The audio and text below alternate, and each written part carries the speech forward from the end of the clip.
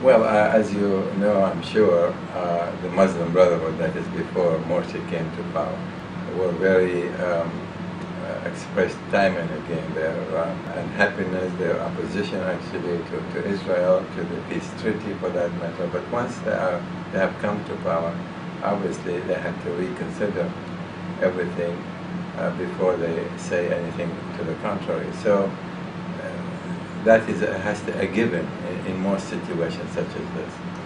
The last incident actually is interesting in the sense that it will change the dynamics between Israel and Egypt. And in that way, Egypt under Morsi would have to think for a long implication. Do they have really other choice but to cooperate with Israel? Can in fact afford not to cooperate with Israel? And that is, I think, the Egyptian government, and I know this firsthand from talking to their the Muslim Brotherhood Secretary General, is that Israel is a reality, and they need to deal with that. What this incident actually suggests, that Israel and Egypt need to cooperate, need to share more intelligence, need to provide better security arrangement in the Sinai.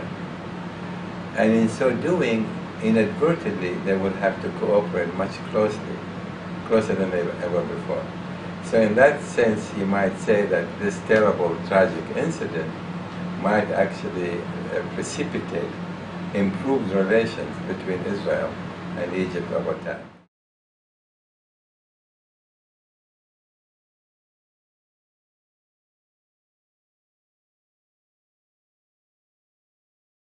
Well, you know, this is a very important question in the sense that Egypt remains, obviously, post-revolution. That was the evolutionary process beyond the revolution itself is a continuing process and may take years, if not decades, to evolve into what we'd like to see a full-fledged democracy in Egypt.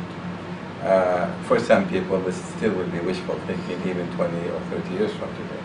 That said, if you want to, in fact, strengthen the democratic foundation on which current government exists, you're going to have to focus not on just political reform, but also on economic development, in particular sustainable economic development. That is, unless the Egyptian people feel that there is a difference in their day-to-day life, can they afford food for next morning?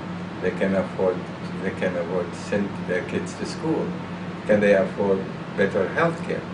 So you can give them all the freedom you want to give them and they'll be free, but they cannot eat freedom. They need more than that. And that is really the ultimate test for the Egyptian government.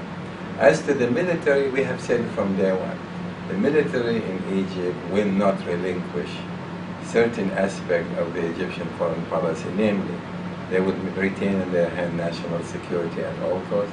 They will retain the final say, you might say, on important foreign policy issues. And even recently, when President Morsi fired the three top security, the police and the head of intelligence, I can assure you he would not have done so without clear and direct consultation with the military. So the problem, of course, now and the future will be how the two sides, the civilian authority versus the military, create some kind of a balance so they can live with one another and not infringe upon each other's domain. But in the final analysis, the Egyptian military will have a say for a long time to come.